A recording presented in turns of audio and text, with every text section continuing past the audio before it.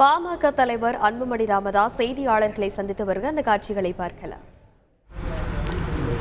பாட்டாளி மக்கள் கட்சியின் நிர்வாக குழு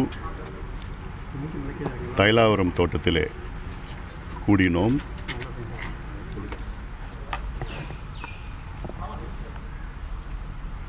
விக்கிரவாண்டி இடைத்தேர்தல் சம்பந்தமாக விவாதம் செய்தோம். எங்களுடைய முடிவை எங்களுடைய கூட்டணி கட்சி தலைவருடன் பேசி எங்களுடைய முடிவை உங்களுக்கு தெரிவிப்போம். நன்றி. பாமக தலைவர் அன்புமணி ராமதாஸ் செய்தியாளர்களை சந்தித்த அந்த காட்சிகளை பார்த்தோம். செய்திகளை உடனுக்குடன் தெரிந்து கொள்ள உடனே சப்ஸ்கிரைப் பண்ணுங்க.